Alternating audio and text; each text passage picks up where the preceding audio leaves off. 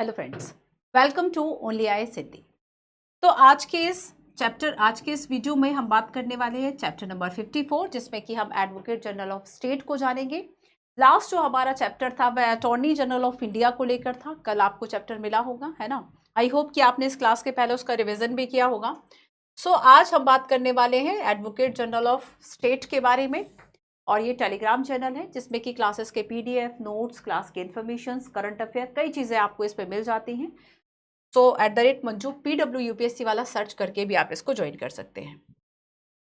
तो पहले ये चैप्टर स्टार्ट करें इसके पहले मैं कुछ इंपॉर्टेंट आर्टिकल्स आपको याद दिलाती हूँ कि जो हमने संवैधानिक संस्थाओं, कॉन्स्टिट्यूशनल बॉडीज की बात की थी, उन कॉन्स्टिट्यूशनल बॉडीज में कौन कौन से आर्टिकल में किसकी बात अब तक हम कर चुके हैं। यहाँ पर 76 नंबर आर्टिकल से हम स्टार्ट करते हैं। तो 76 जो कि लास्ट हमने देखा, भारत के महान्यायवादी को बताता है कि भारत में महान्यायवादी होगा।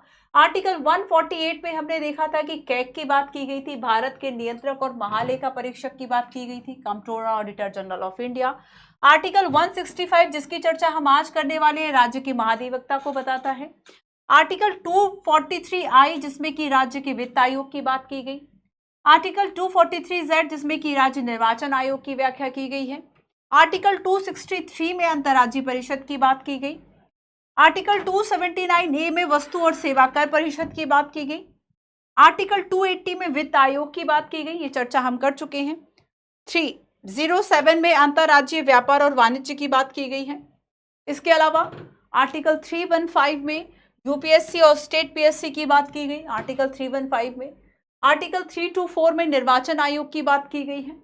आर्टिकल 338 में अनुसूचित जातियों के लिए आयोग, 338A में अनुसूचित जनजातियों के लिए आयोग और 338B में राष्ट्रीय पिछड़ा वर्ग आयोग। अगर आपको इनके संविधान संशोधन याद नहीं आ रहे हैं तो आपको रिवीजन करने की जरूरत है ना। रिवीजन किया करो, बिना रिवीजन की क्लासेस देखने का भी कोई मतलब नहीं है। अगर ये सोच रहे हो एक बार क्लास देख लिया बाद मामला खत्म हो गया, तो या तो क्लासेस देखने का उद्देश्य तय करो कि मुझे ये बुक खत्म करनी है, मुझे बार बार पढ़ना है। एक बार आप रिवीजन करके देखो। सीरियसली मैं बता रही हूँ कि आपको खुद में कॉन्फिडेंस आएगा कि हाँ मैं कर सकता हूँ, कर सकती हूँ, है ना। 339 में अनुसूचित क्षेत्र और अनुसूचित जनजाति आयोग की बात की गई। 344 में राजभाषा आयोग और संसद की राजभाषा समिति की बात की गई। 350B में भाषाई अल्पसंख्यकों के लिए एक विशेष पदाधिकारी की बात की गई। इनकी भी चर्चा हम कर चुके हैं। तो ये कुछ ऐसे इंपॉर्टेंट आर्टिकल्स हैं जो अब तक हम पढ़ चुके हैं ना। तो इसको याद करते जाओ साथ साथ में। 76 तो आपको याद होना चाहिए, महान्यायवादी।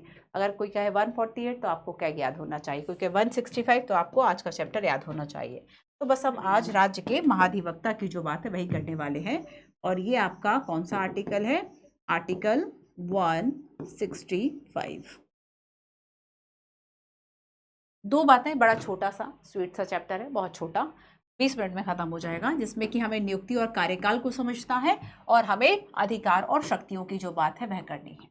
Advocate general of India, advocate general of state, है ना। Advocate general of state. तो देखो आर्टिकल 165 ये कहता है कि एक राज्य का महाधिवक्ता होगा और ये वैसे ही होगा जैसे कि भारत का महान्यायवादी होता है। मतलब भारत में महान्यायवादी है, उसी के अनुपूरक के रूप में राज्य में महाधिवक्ता का जो पद है, जो एडवोकेट जनरल का जो पद है, भारत में अटॉर्नी जनरल और यहाँ एडवोकेट जनरल, है ना। अंतर को समझना, महान्यायवादी और महाधिवक्ता। तो महान्यायवादी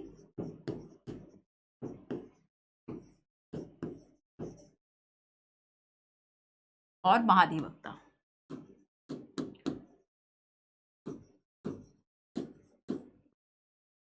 है ना। आर्टिकल दोनों के आपको याद ही हो गए होंगे, फिर भी एक बार बता देती हूँ। महान्यायवादी का जो आर्टिकल है आर्टिकल 76 और महाधिवक्ता का जो आर्टिकल है 165। ठीक है, ये देश का सर्वोच्च कानूनी अधिकारी है। ये देश का सर्वोच्च कानूनी अधिकारी है। ठीक है, तो ये जो है महाधिवक्ता, ये राज्य का सर्वोच्च कानूनी अधिकारी है। राज्य का सर्वोच्च कानूनी अधिकारी।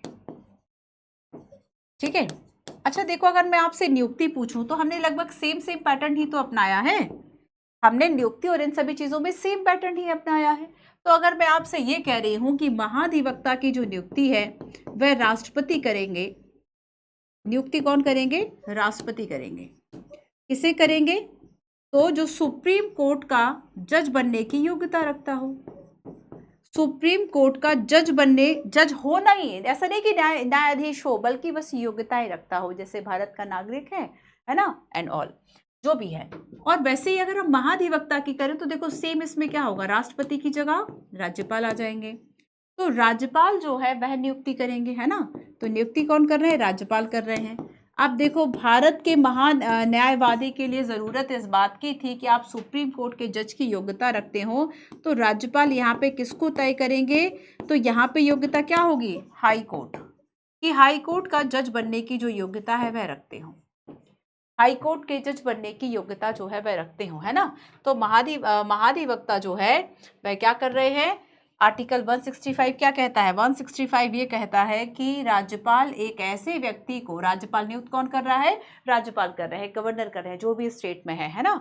तो राज्यपाल ऐसे व्यक्ति को राज्य के महाधिवक्ता नियुक्त करेंगे जो कि उच्च न्यायालय के न्यायाधीश नियुक्त होने के योग्य हों। अब यहाँ पर आपको अंडरलाइन करना है कि यहाँ पे अब सुप्रीम कोर्ट की बात नहीं कही गई, यहाँ पे उच्च न्यायालय की बात कही गई। तो राज्यपाल है और उच्च न्यायालय के न्यायाधीश की योग्यता रखते हो, ऐसे व्यक्ति को राज्य का जो महाधिवक्ता है वह होगा। और ये राज्य का कैसे होगा? एक सर्वोच्च विधि अधिकारी होगा। या फिर मान लीजिए क्वेश्चन इस तरीके से आ जाए कि महान्यायवादी का अनुपूरक कौन होगा? तो महान्यायवादी का अनुपूरक क्या महाधिवक्ता होगा या राज्य का महाधिवक्ता होगा? भारत का महाधिवक्ता होगा या राज्य का होगा? तो राज्य का महाधिवक्ता होगा, है ना। तो महाधिवक्ता का कर्तव्य क्या है कि वह ऐसे कानूनी मामलों पर राज्य सरकार को सलाह देगा, राज्य सरकार को सलाह देगा। तो वहां पे भारत सरकार को सलाह देने के लिए वह सर्वोच्च कानूनी अधिकारी था, महान्यायवादी। यहाँ पे राज्य सरकार को कानूनी सलाह देने के लिए जो अधिकारी है वह नियुक्त किया जा रहा है। और विधिक स्वरूप को ऐसे अन्य कर्तव्यों का पालन करेगा जो समय समय पर राज्यपाल उसे निर्दिष्ट करे, है ना। तो राज्यपाल के द्वारा दिया गया जो कर्तव्य है वो करना उसका काम है ना। और संविधान जो है वह काम जो दे रहा है वह करना इसका काम है। और इसके अलावा इसमें अगर हम देखें कि और क्या क्या इसका काम है, तो यहाँ पर अगर राज्य सरकार को विधि संबंधी विषयों पर सलाह देने के लिए अगर राष्ट्रपति कोई काम सौंपते हैं तो वह काम भी करना होगा। राष्ट्रपति द्वारा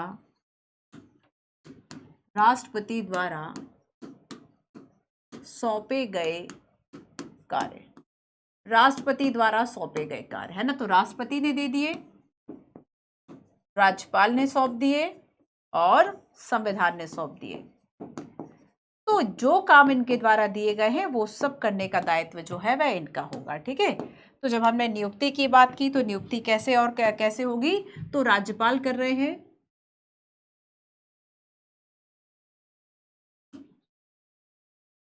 राज्यपाल द्वारा नियुक्त किए जाएंगे। एंड राज्यपाल के द्वारा नियुक्ति किससे नियुक्त किया जाएगा? तो जो हाई कोर्ट का, उच्च न्यायालय का, हाई कोर्ट के न्यायाधीश की योग्यता रखता हो। अब हाई कोर्ट के न्यायाधीश की योग्यताएं क्या है? हाई कोर्ट के न्यायाधीश की योग्यताएं रखता हो,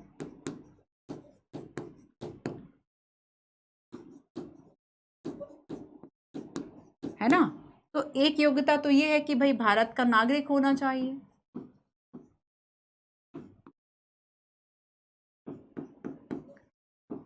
भारत का नागरिक हो, है ना। एक योग्यता क्या हो गई कि यहाँ पे राज्यपाल उस व्यक्ति को जो एडवोकेट जनरल है वह नियुक्त करेंगे जो कि भारत का नागरिक हो। और दूसरी बात है कि 10 वर्ष तक न्यायिक अधिकारिता के क्षेत्र में कार्य किया हो, न्यायिक अधिकारी के रूप में कार्य किया हो। 10 वर्ष तक न्यायिक अधिकारी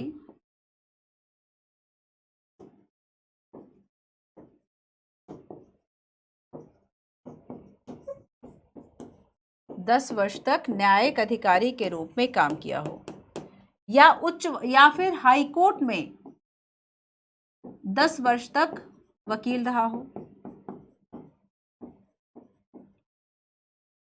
10 वर्ष तक अधिवक्ता रहा हो। ठीक है, अब अगर हम इसके कार्यकाल की बात करेंगे कि जो कार्यकाल है वह क्या होगा, तो सेम महान्यायवादी का याद कर लो, बस वही बात है कि कार्यकाल की जब हम बात करेंगे तो कार्यकाल संविधान में निश्चित नहीं है। अब संविधान में निश्चित नहीं है तो बागडोर किसको सौंप दी, राज्यपाल को सौंप दी।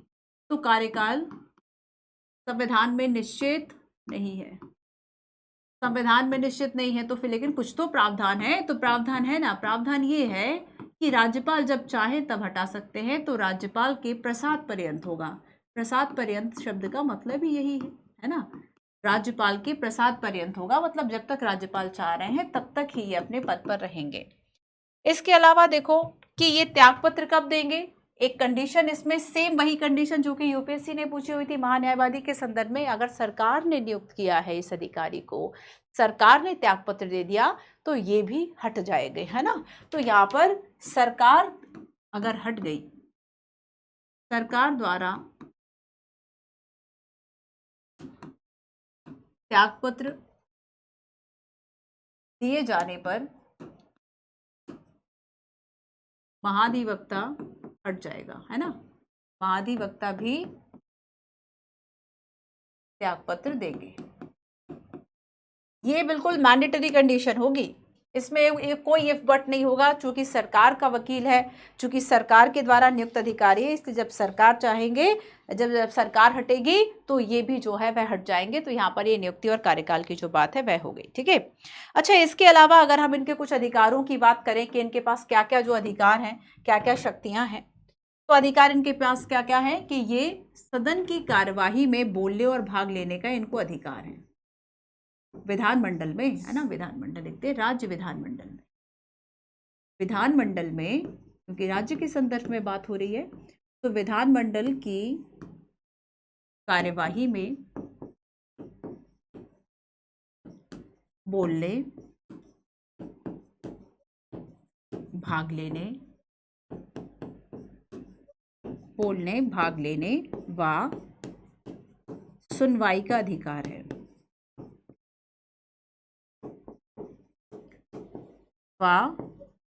सुनवाई का अधिकार है ना। तो राज्य विधानमंडल, अगर कहीं विधान परिषद है किसी किसी राज्य में, तो उन विधान परिषद वाले राज्यों में भी ये जो सुनवाई का अधिकार है, बोलने का अधिकार जो है वह रखते हैं। ठीक है, इसके अलावा देखो कि अगर मान लीजिए कहीं कोई ऐसी सभा समिति है, उसमें भी ये बोलने भाग लेने के अधिकारी हैं, लेकिन क्या इनके पास वोटिंग राइट होगा, तो याद रखना कि जैसे कि विदाउट वोटिंग राइट, बिना मताधिकार के, मताधिकार इनको नहीं होगा, है ना, बिना मताधिकार के शामिल होने का अधिकार है, बिना मताधिकार के शामिल होंगे, वोटिंग नहीं करनी। इसके अलावा क्या इन्हें जो राज्य के जो विधायक होंगे, विधानमंडल के जो सदस्य होंगे, क्या उनकी तरह विशेषाधिकार व उन्मुक्तियां होंगी? यस, बिल्कुल। तो विधानमंडल के सदस्य को जो विशेषाधिकार व उन्मुक्तियां, विशेषाधिकार, उन्मुक्तियां व भत्ते मिलते हैं, है ना, वो सब इनको भी, ये भी अधिकारी होंगे कि इन्हें ये सारी चीजें जो है वह मिले, तो ये इनकी शक्तियां होंगी, है ना। कार्य हम ऑलरेडी देख चुके हैं कि इनके जो कार्य हैं वह क्या क्या होंगे। नियुक्ति की बात हम कर चुके, कार्यकाल की बात संविधान नहीं करता। तो यहाँ पर हम 3 आर्टिकल की बात करेंगे, 165, 177 एंड 194। 165 ये कहता है कि भारत में राज्य में हर एक राज्य के जो महाधिवक्ता है वह होंगे, जो कि राज्य का सर्वोच्च कानूनी अधिकारी होगा, 165। 177 कहता है कि राज्य विधायिका के सदन और इसकी समितियों से जुड़े महाधिवक्ता के अधिकारों की बात करता है। राज्य विधायिका के सदन में जैसे बोलने का अधिकार है, कार्यवाही में भाग लेने का अधिकार है, वो सारे अधिकार इनके पास होंगे, ये आर्टिकल 177 कहता है। और एक और आर्टिकल 194 जो कि इनके विशेषाधिकार और जो शक्तियों की बात है वह करता है। ठीक है, तो ये है आपका आज का चैप्टर, जिसमें कि हमने राज्य के जो महाधिवक्ता है इसकी बात की। अच्छा देखो, अब मैं आपको एक बात बताती हूँ, आपका जो चैप्टर नंबर 55 है, हम इसको 2 तरीके से कवर कर सकते हैं। 54 आपका डन हो गया, अब रिवीजन कर लो, बस छोटा सा चैप्टर था, नियुक्ति कार्यकाल की बात जो है वह इसमें करी गई थी। ठीक है, अब देखो आपका चैप्टर नंबर जो 55 है, मैं अभी आपको बता देती हूँ कि हम इसको कैसे पढ़ने वाले हैं। ठीक है, तो इसमें संवैधानिक विधि की संरचना टॉपिक का नेम है।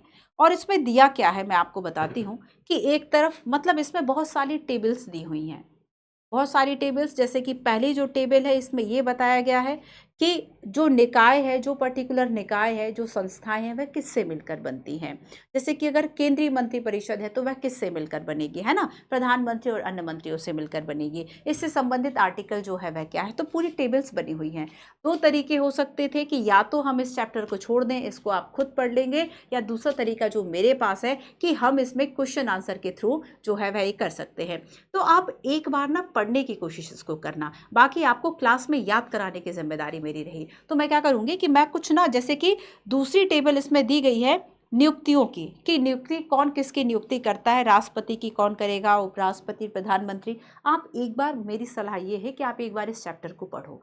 आप चैप्टर को पढ़ेंगे आपको चीज़ें याद नहीं होंगी क्योंकि फैक्ट बहुत ज़्यादा है। मैं क्वेश्चन आंसर के थ्रू, कि जैसे कि हमने संगठन जो है, संस्थाएं, निकाय किससे मिलकर बना है, मान लीजिए इसमें 40 ऐसी संस्थाओं की बात की गई है, हम 2-3 क्वेश्चन के माध्यम से इसको याद कर लेंगे। ज़्यादातर क्वेश्चंस आपके मैच द फॉलोइंग के होंगे, तो एक तरह से टेस्ट टाइप का होगा। ठीक है, तो दूसरा हम देखेंगे कि नियुक्तियों के संदर्भ में क्या विधि है। अब नेक्स्ट वीक आपको ये चैप्टर मिलेगा तो कोशिश करो तब तक आप याद कर लो, है ना। तो हम क्वेश्चन आंसर के थ्रू हम इस चैप्टर को कवर करेंगे। अगली जो इसमें तालिका दी गई है, टेबल, उसमें एक तरफ पदाधिकारियों की बात की गई, किसके द्वारा नियुक्त होंगे, है ना। तो इसमें भी आपके 42 अधिकारियों की बात की गई है। अब इसे भी हम 3-4 क्वेश्चंस के थ्रू याद कर लेंगे मैच द फॉलोइंग से। फिर देखो, फिर आयु सीमा की बात की गई कि अगर आप राष्ट्रपति का चुनाव लड़ेंगे, राज्यपाल का लड़ेंगे, है ना, या फिर आप 21 वर्ष किसके लिए है, तो पंचायत के सदस्य का चुनाव के लिए, नगर पालिका के लिए 21 वर्ष है ना। 62 वर्ष किसके लिए है, अगर आप स्टेट पीएससी के सदस्य के सेवानिवृत्त होने की आयु है। तो यहाँ पर कुछ आयु की जो बात है वह की गई है, तो यहाँ से केवल एक क्वेश्चन होगा। फिर आपका शपथ कौन किसको दिलाता है, वो एक आर्टिकल, वो एक पूरी तालिका है ना, छोटी सी, एक क्वेश्चन होगा। कार्यकाल की बात करेंगे, जैसे कि नगर पालिका, पंचायत, है ना, राज्यसभा, लोकसभा, इनका कार्यकाल जो है वह क्या है, तो पूरी एक कार्यपालिका है जिसमें कि 29 ऐसे पदाधिकारियों की बात की गई है। इसमें से हम 2-3 क्वेश्चंस देख लेंगे। फिर एक है आपकी वेतन की बात करी गई है कि किसकी वेतन जो है वह कौन निर्धारित करेगा। इसमें ऐसे 26 पदाधिकारियों की बात की गई है। जैसे कि अगर हम मुख्यमंत्री के वेतन की बात करेंगे तो राज्य का विधानमंडल तय करेगा, वैसे ही अगर हम प्रधानमंत्री की बात करेंगे तो जो संसद है वह तय कर रही है ना, तो संसद तय करेगी, जो संसद के पदाधिकारी होंगे। किसी किसी की बात संविधान में लिखी गई है। अब देखो नेक्स्ट, त्यागपत्र कौन किसको देगा, इस संदर्भ में तालिका दी गई है, लगभग 19 पदाधिकारियों की बात की गई है। निष्कासन और विघटन किसका होगा, जैसे कि हटाया कैसे जाएगा, तो राष्ट्रपति को कैसे हटाया जाएगा, संसद हटाएगी, कैसे हटाएगी, क्या आर्टिकल है, तो आर्टिकल 61 है। तो यहाँ पर ये संबंधित आर्टिकल से हम यहाँ से भी क्वेश्चन देखेंगे। फिर बात आती है, अगली बात आती है रिपोर्ट्स की, कौन किसको रिपोर्ट सौंपेगा। यहाँ से question next year, last year आया हुआ था और वहाँ से प्रश्न यूपीएससी ने पूछा हुआ था, कौन किसको जो रिपोर्ट्स है वह सौंपेगा। ठीक है, तो जैसे एक तरफ पदाधिकारी की कैग जो है वह किसको रिपोर्ट सौंपेगा, तो राष्ट्रपति को सौंपेंगे संघ के संदर्भ में, राज्यपाल को सौंपेंगे राज्य के संदर्भ में, है ना। राज्य वित्त आयोग किसे सौंपेंगे, तो ये राज्य वित्त आयोग राज्यपाल को सौंपेंगे, है ना। राष्ट्रपति को कौन कौन सौंपेगा, ये सारी चीजें।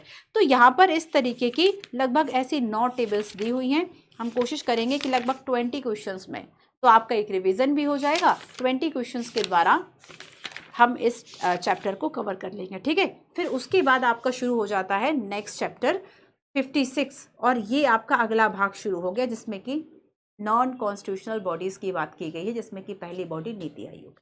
ठीक है, तो नीति आयोग है, राष्ट्रीय मानवाधिकार आयोग है, राज्य मानवाधिकार आयोग है, महिला आयोग है, इन सभी की बात फिर हम उसके बाद करेंगे। नीति आयोग और इससे संदर्भ में जो करंट अफेयर है वो सारा हम कवर करते चलेंगे। जो PYQs हैं, चाहे आपके प्रीलिम्स के हो, मेंस के हो, उसको भी हम कवर करते चलेंगे। ठीक है, तो सारी चीज़ों को हम साथ में लेकर चलेंगे। तो जैसे ही देखो, अब चूंकि चैप्टर छोटा था, थोड़ा सा बात करने का मौका मिल गया, है ना। मैं आपको सारी बातें जो है एक बार फिर से याद दिला देती हूँ कि देखो, ये सीरीज़ हमने जब शुरू की थी तब हमने जाना था कि हम एक एक करके चैप्टर्स को आसानी से आराम से पढ़ेंगे, कि ऐसे बच्चे को जो 24 नहीं 25 को भी टारगेट कर रहे हैं उनका लक्ष्मीकांत पूरा हो जाए। ऐसा होगा कि पॉलिटी के लिए आपको काफ़ी हेल्प मिलेगी। मेन समटाइम्स इससे कवर नहीं होता, क्यों, क्योंकि इसमें वो कॉन्सेप्चुअल वाला समटाइम्स जो पार्ट है वह नहीं मिलता। उसके लिए जैसे कि हमने NCERT और बाकी चीज़ों से हमने कॉन्सेप्ट को कवर किया हुआ है ना। तो आपने NCERT अगर पढ़ रखी है तो वहाँ से आपको पता चल जाता है कि संविधान क्या कार्य करता है, कैसे कार्य करता है, वो बात इनके आर्टिकल्स में कही गई है। बट संविधान क्या है, उसकी विशेषताएं क्या है, वो बातें नहीं मिलती ना आपको इसमें। बाकी फैक्ट्स तो मिल जाते हैं, प्रीलिम्स के लिए तो ठीक है, बेस्ट है बुक, है ना। करंट अफेयर के साथ मिक्स कर लो तो चीजें कवर हो जाती हैं। लेकिन मेन प्रॉब्लम जो होती है कि आप जब NCERT पढ़ते हैं, देखो पॉलिटी के लिए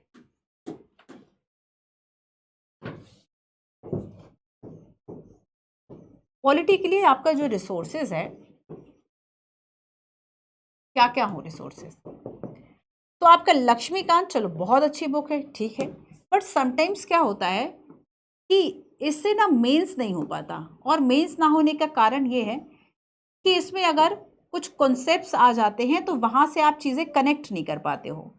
जैसे कि मैं कॉन्सेप्ट से एक बता देती हूँ कि संविधान के कार्य क्या है, या संविधान की विशेषताएं क्या हैं, है ना, कुछ चीज़ें कुछ ऐसे, संविधान की विशेषताएं क्या है फॉर एग्जाम्पल, या कुछ और पॉइंट्स की अगर हम बात कर लें, है ना, ये एक टाइप ऑफ मैंने आपको एग्जांपल दिया, कुछ बातें तो इसमें दी गई हैं, तो समटाइम आप उसके पीछे क्या था वो नहीं समझ पाते हैं, उसके लिए हमें एनसीईआरटीज़ और अदर बुक्स की ज़रूरत होती है। इसके अलावा एक और बात है कि आप क्यों नहीं आता आपको, क्योंकि अगर क्वेश्चंस जो है वह करंट अफेयर से आया तो वो भी आपको इसमें नहीं मिलेगा, है ना, अगर करंट अफेयर से क्वेश्चन आया तो वो भी आपको इसमें नहीं मिलेगा। जैसे कि मैं यहाँ पे weekly current affair Mukherjee Nagar में पढ़ाती हूँ, तो उसमें मैंने एक टॉपिक पढ़ाया हुआ था कि बिहार जो है वह विशेष राज्य के दर्जे की मांग कर रहा है, ठीक है। अब अगर प्रश्न ऐसे आ जाता है कुछ कनेक्ट करके कि हाल के संदर्भ में ये बात था, बिहार में भी आ सकता है वो क्वेश्चन, बिहार पीसीएस भी उस क्वेश्चन को प्रीलिम्स मेंस में पूछ सकती है, और यूपीएससी भी उस क्वेश्चन को पूछ सकता है स्टेट के संदर्भ में, है ना। तो यहाँ पर देखो कि अगर बिहार ने विशेष राज्य के दर्जे की मांग की, बिहार राज्य ने, तो अब आपसे ये क्यों नहीं बनेगा, क्योंकि आपने करंट नहीं पढ़ा, आपको पता है विशेष राज्य का दर्जा क्या होता है, बट बिहार ने क्यों मांगा वो रीजन आपको नहीं पता। अब आपका यहाँ पर लैक ऑफ रिसोर्स या लैक ऑफ करंट अफेयर हम कहेंगे, आपको नॉलेज नहीं है। तो बिहार राज्य में विशेष राज्य के दर्जे की मांग, ठीक है। अब इसमें कारण क्या है और क्यों नहीं दे रहे हैं, कारण क्या है और अगर दे दिया तो इसके परिणाम क्या होंगे, ठीक है, ये सारी बातें इसमें आपको लिखनी है, ठीक है। तो यहाँ पर बस ये प्रॉब्लम्स होती हैं, अदरवाइज तो आपका ऐसा नहीं है कि पॉलिटी इससे कवर नहीं होगा। तो छोटा सा चैप्टर था आपका, ठीक है। इसके अलावा हम आगे जो करेंगे मैं एक बार आपको बताती हूँ कि देखो अब तक हम क्या कर चुके हैं, भाग 1 जिसमें कि हम संवैधानिक ढांचे की बात कर चुके हैं, जिसमें कि बहुत इंपॉर्टेंट है, जिसमें पूरा संविधान का आपका बैकग्राउंड से लेके संविधान का कैसे निर्माण हुआ, क्या संविधान की अवधारणाएं हैं, क्या विशेषताएं हैं, क्या प्रस्तावना है, नागरिकता, मूल अधिकार, नीति निर्देशक तत्व, मूल कर्तव्य क्या है, संविधान में संशोधन, मूल संरचना, बहुत इंपॉर्टेंट है ये 12 चैप्टर्स, जिसमें कि आप संविधान को समझ पाते हैं। उसके बाद शुरू होता है सरकार की प्रणालियाँ, जिसमें कि हम भाग दूसरे में सरकार की प्रणालियों में, जैसे कि संसदीय है, संघीय है, केंद्र है, आपातकाल है, इन सब की बात कर लेते हैं। भाग 3 में केंद्र सरकार में हमने राष्ट्रपति, उपराष्ट्रपति, केंद्रीय मंत्रिपरिषद, संसद की बात करी थी। संसद के साथ संसदीय समितियां हैं, संसदीय समूह है, ये सारी बात हमारी हो गई है ना। उसके बाद में हमने उच्चतम न्यायालय की बात की थी, न्यायिक समीक्षा, सक्रियता, जनहित याचिका, ये मतलब चैप्टर अलग अलग है बट टॉपिक जुड़ा हुआ है, ठीक है। फिर हमने राज्य सरकार की बात की थी, आप रिवाइज साथ साथ करते जाइए बच्चों। फिर हमने केंद्र शासित प्रदेश और विशेष क्षेत्र की भी हमने बात की, संवैधानिक निकाय भी आपका कवर हो गया, कंप्लीट हो गया। एक चैप्टर जो बचा हुआ है मैंने आपको बता दिया उसका तरीका कि हम उसको कैसे कवर करेंगे, ठीक है। संवैधानिक विधि की संरचना जो है, जिसमें कि हम बेसिकली संगठन, नियुक्ति, आयु, शपथ, कार्यकाल, वेतन, त्यागपत्र, निष्कासन और प्रतिवेदन प्रस्तुत करना, इन टेबल्स को हम एक क्वेश्चंस के रूप में देखेंगे, ठीक है। तो संवैधानिक निकाय हो गया, और अब हम बात करेंगे गैर संवैधानिक निकायों की। इसके बाद कुछ अन्य संवैधानिक निकाय है, फिर कुछ आपके मेंस के कुछ चैप्टर्स इसमें बचे हुए हैं। तो इस तरीके से आपका ये जो पूरा बुक है वह कवर हो जाएगा, और इसके साथ साथ पॉलिटी की भी आपको अच्छी खासी नॉलेज जो है वह हो जाएगी। चलिए मिलते हैं अपने नेक्स्ट सेशन में। Thank you so much.